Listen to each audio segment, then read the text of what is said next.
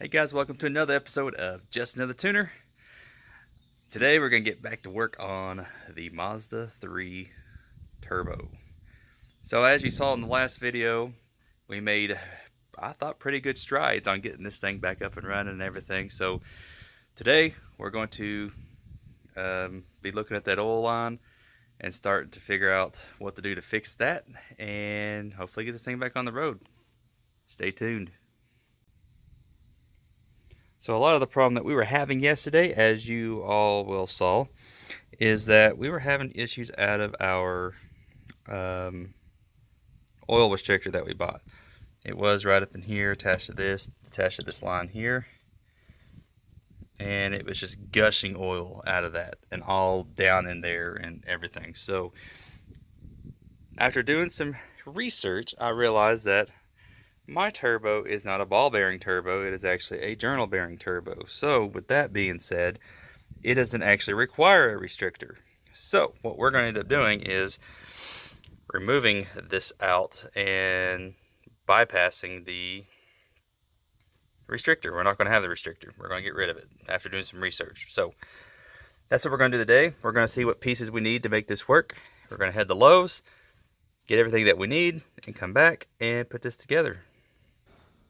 Okay, so some of the stuff that we bought right here, we may not actually need anymore. So I'm going to start off by just unscrewing this from this again, and then seeing what route we need to take to be able to match that up with that. So with all this little extra stuff that we bought right here is not really going to be needed probably, but that doesn't mean we can't use some of the stuff that we already bought. So we're going to see what we need first before we just jump right in.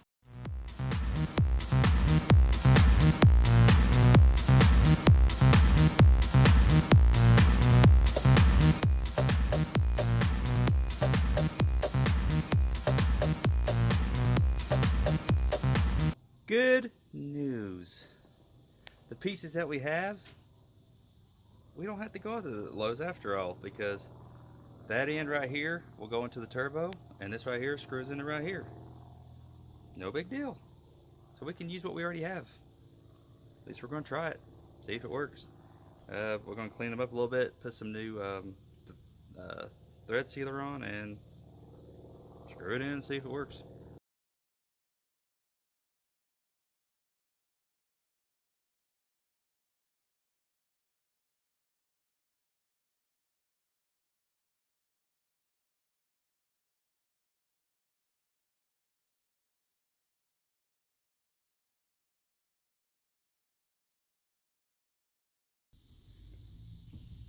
Okay, so we got the oil line hooked up.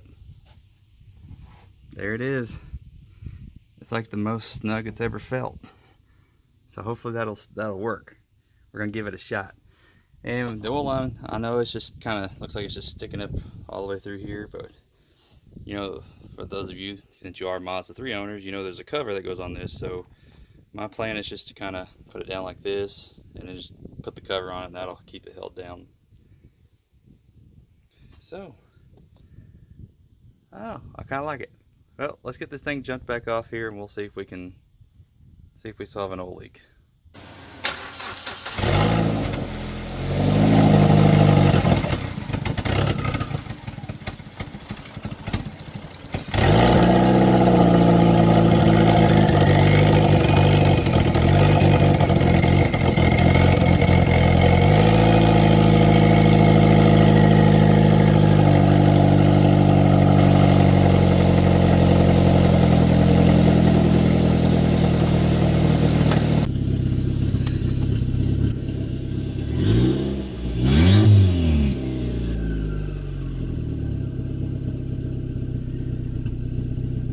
I know you can't really tell, but it's running.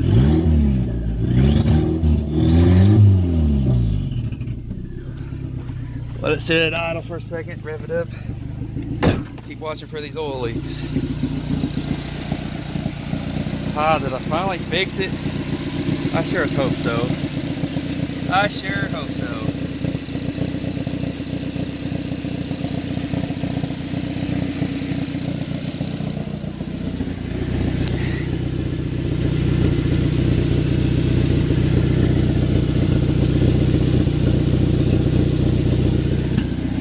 All right.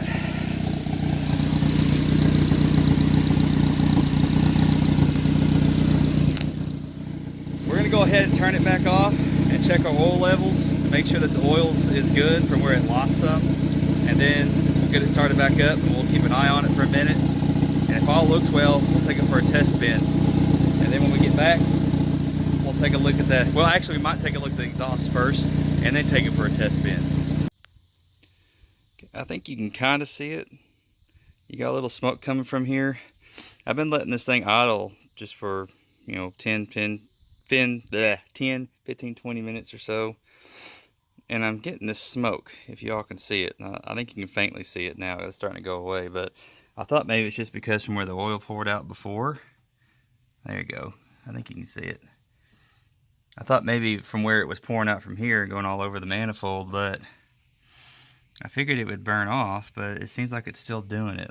Like, I don't know if this thing's just getting too hot or what, but I've always had this issue anyway, and I thought it was just because of the oil leaks, like the oil dripping on it, but I've been watching this thing like a hawk, and I haven't seen any signs of oil leaks now, so, and it's still, I do need to fix this crack, unless you think that might have something to do with it, but as you can see, it's still wet, so just trying to figure this out.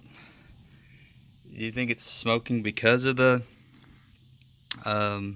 oil that's still on there, or is it getting too much oil and it's burning it somehow? But it don't look like it's coming from out of here. That's what's weird. It's coming from around the manifold and stuff. But do you think there's still that much oil on it?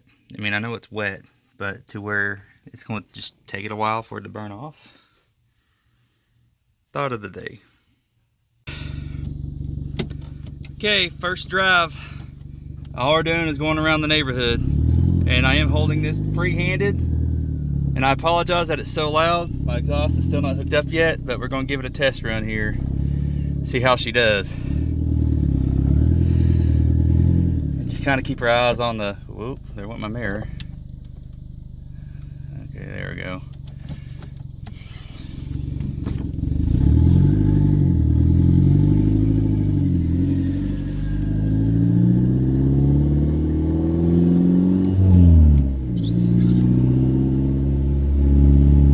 Riding pretty smoothly.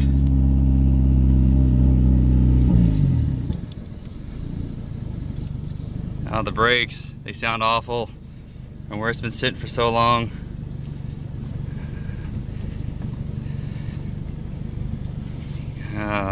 Feels good to be driving this thing again though.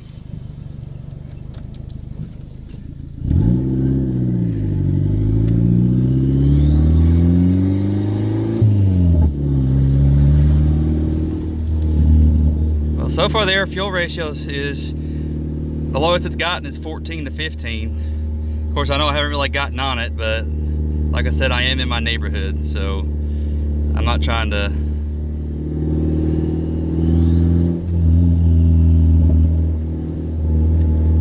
do anything crazy. Just taking you off for just a nice little spin here.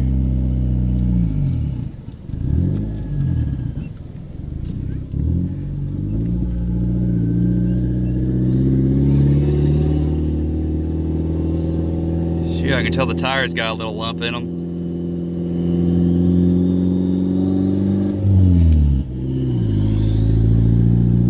Ah, yeah, that turbo sounds nice. I miss it.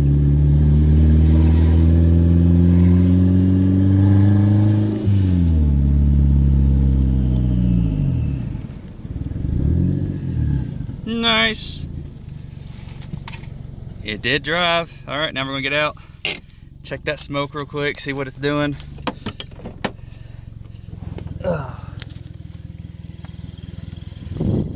It still don't look like it's smoking as bad as it used to. Oh, yep, maybe it is. Let's see if I can get it in the shade here. It's definitely still smoking. So weird.